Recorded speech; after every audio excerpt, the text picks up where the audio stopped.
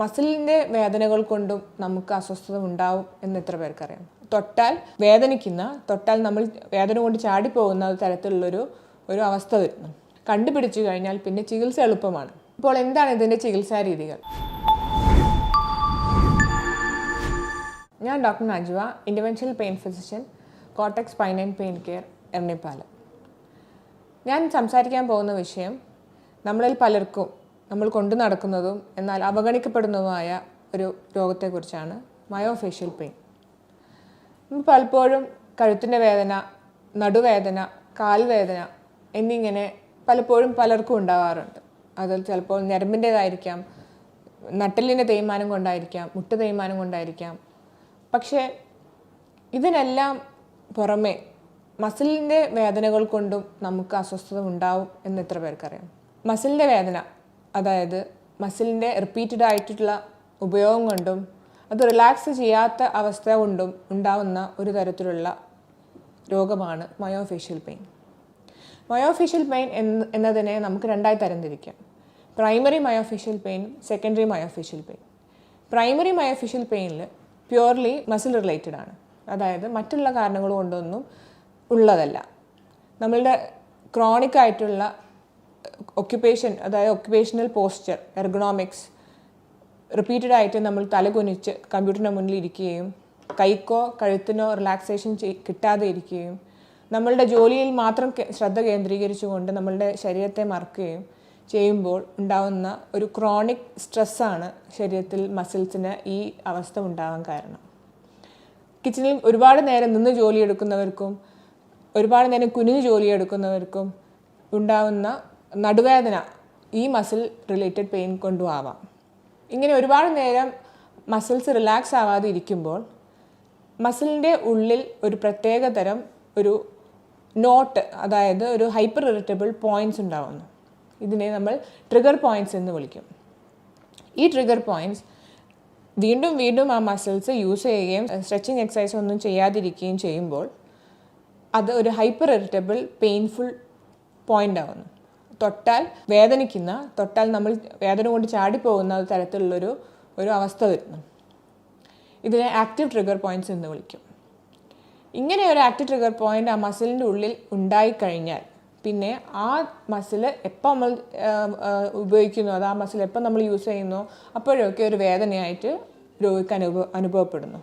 ഇനി secondary myofascial pain എന്നൊരു സംഭവമുണ്ട്. എന്ന് വെച്ചാൽ മറ്റുള്ള കാരണങ്ങൾ കൊണ്ട് ഇതുപോലെ മസിൽസിന് വേദന ഉണ്ടാക്കുന്നത്. ഉദാഹരണത്തിന് കഴുത്തിൻ്റെയോ നടുവിൻ്റെയോ ഒക്കെ എല്ലിൻ്റെ തേയ്മാനം, ഡിസ്കിൻ്റെ തേയ്മാനം ഒക്കെ കാരണം ഞരമ്പിനെ, നാഡിയെ സംബന്ധിച്ചുള്ള ആ ഷോക്കിംഗ് പെയിൻ, റാഡിക്കുലോപ്പതി പോലെയുള്ള ആൾക്കാർക്ക് ആ ഒരു നെർവ്, ആ നാഡി പോകുന്ന വഴിയുള്ള മസിൽസൊക്കെ വേദനയാവും. അതുപോലെ തന്നെ vitamin deficiencies, vitamin B, D, C ഇതുപോലെയുള്ള ഡെഫിഷ്യൻസി ഉള്ള ആൾക്കാർക്ക് മേലാസകലം വേദനയായിട്ട് അനുഭവപ്പെടും. പിന്നെയുള്ളതാണ് തൈറോയ്ഡ് ഡിസീസസ്. ഹൈപ്പോ തൈറോയ്ഡ് ഉള്ള ആൾക്കാർക്ക് ഇതുപോലെ മേലാസകലം വേദനയും ഒക്കെ ആയിട്ട് പ്രസൻറ്റ് ചെയ്യും. അയൺ ഡെഫിഷ്യൻസി, മറ്റുള്ള ശരീരത്തിലുള്ള അണുബാധകൾ, ഇതൊക്കെ ശരീരമാസകലം വേദനയുമായിട്ടൊരു രോഗി വന്നേക്കാം.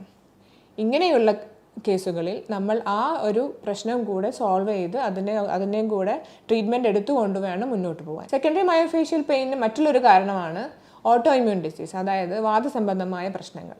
റുമറ്റോയ്ഡ് ആർത്രൈറ്റിസ്, സന്ധിവാതം പോലുള്ള അസുഖങ്ങൾക്ക് മേലാസകലം വേദനയായിട്ട് രോഗി വന്നേക്കാം. SLE, ലൈം ഡിസീസ് ഇതുപോലുള്ള അസുഖങ്ങൾക്കും മേലാസകലം വേദനയുണ്ടാവാം.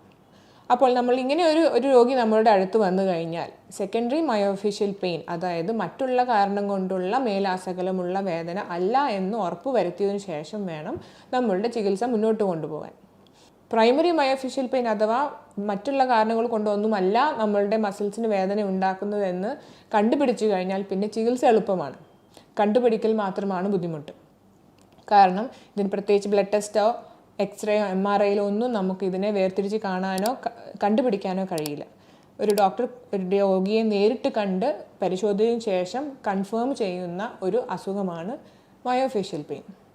അതുകൊണ്ട് തന്നെ മറ്റ് ഗുരുതരമായ അസുഖങ്ങൾ ഒന്നുമില്ല എന്ന് ഉറപ്പ് വരുത്തിയതിന് ശേഷം നമുക്ക് ഈ രോഗിയെ ചികിത്സിക്കാവുന്നതാണ്. ഇപ്പോൾ എന്താണ് ഇതിൻ്റെ ചികിത്സാ രീതികൾ? ആദ്യം ഇങ്ങനെ ഒരു രോഗവുമായി ഒരു രോഗി വന്നു കഴിഞ്ഞാൽ റീഅഷ്വർ ചെയ്യുക. മറ്റ് അസുഖങ്ങളൊന്നുമില്ല, കാര്യപ്പെട്ട ബുദ്ധിമുട്ടുകളൊന്നുമില്ല, ഈ അസുഖം നേരായ രീതിയിൽ ചികിത്സിച്ചു കഴിഞ്ഞാൽ മാറ്റം വരും, അതിനൊരു അവസാനമുണ്ട് എന്ന് പേഷ്യൻറ്റിനെ സമാധാനിപ്പിക്കുക. മെഡിസിൻസിൻ്റെ കൂടെ തന്നെ പേഷ്യൻസിന് എക്സസൈസ് പറഞ്ഞു കൊടുക്കുക. സ്ട്രെച്ചിങ് എക്സസൈസ്, ഓരോ ജോയിൻ്റിനെയും ഓരോ മസിലിനെയും എവിടെയാണോ വേദന ഉണ്ടാക്കുന്ന മസിൽ അതിനെ സ്ട്രെച്ച് ചെയ്യാനുള്ള പ്രത്യേകതരം എക്സസൈസുകളുണ്ട്. കൃത്യമായ ഒരു ഫിസിയോതെറാപ്പിസ്റ്റിൻ്റെ സഹായത്തോടു കൂടി അത് അവർ പഠിപ്പിച്ചു കൊടുക്കുക. അവരത് ഡെയിലി റൂട്ടീൻ ലൈഫിൽ അത് പാലിക്കുന്നുണ്ട് എന്ന് ഉറപ്പുവരുത്തുകയും ചെയ്യുക. മൂന്നാമത്തെ മെത്തേഡുകളാണ് നീഡ്ലിംഗ് ടെക്നിക്സ്. ഞാൻ നേരത്തെ പറഞ്ഞതുപോലെ ഹൈപ്പർ ഇറിറ്റബിൾ പോയിൻറ്റ്സിൻ്റെ ഉള്ളിലേക്ക് നമ്മൾ നീഡിൽ ചെയ്ത് കഴിഞ്ഞാൽ, അതായത് നമ്മളുടെ തരിപ്പിക്കുന്ന മെഡിസിൻസോ അല്ലെങ്കിൽ ഡ്രൈ നീഡിൽ മാത്രം പ്രയോഗിച്ചാൽ തന്നെ നല്ല ഫലപ്രദമായ മാറ്റമുണ്ടാവും.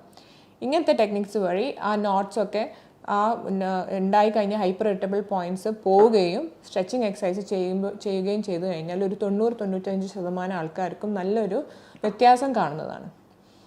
മറ്റുള്ള അസുഖങ്ങളില്ല എന്ന് ഉറപ്പുവരുത്തുകയും അഥവാ എന്തെങ്കിലും ഡെഫിഷ്യൻസീസ്, അതായത് അയൺ, രക്തക്കുറവ്, വൈറ്റമിൻ ഡെഫിഷ്യൻസി, തൈറോയിഡ് ഇതുപോലത്തെയുള്ള മറ്റുള്ള അസുഖങ്ങളുണ്ടെങ്കിൽ അതിനെ കറക്റ്റ് ചെയ്തുകൊണ്ട് തന്നെ മുന്നോട്ട് പോവുകയും ചെയ്യേണ്ടതാണ്. ഇങ്ങനെ നമ്മളുടെ ദൈനംദിന ജീവിതത്തിൽ നമ്മളുടെ ജോലിയിലും നമ്മളുടെ വീട്ടിലെ കാര്യങ്ങളിലും ഒക്കെ നമ്മളുടെ പോസ്ചർ ശ്രദ്ധിക്കുകയും മറ്റുള്ള ഇനി വരാതിരിക്കാനുള്ള കാര്യങ്ങൾ ശ്രദ്ധിക്കുകയും ചെയ്തു കഴിഞ്ഞാൽ തീർച്ചയായും നമ്മളുടെ ഇങ്ങനെയൊരു അസുഖം പെട്ടെന്ന് ചികിത്സിച്ച് മാറ്റാവുന്നതുമാണ്. ഇനി വരാതിരിക്കാൻ നമുക്ക് അത് പറഞ്ഞ് മനസ്സിലാക്കി കൊടുക്കുകയും ചെയ്യാം. വേദന സംബന്ധിച്ചുള്ള മറ്റൊരു വീഡിയോയുമായി വീണ്ടും വരാം. നന്ദി.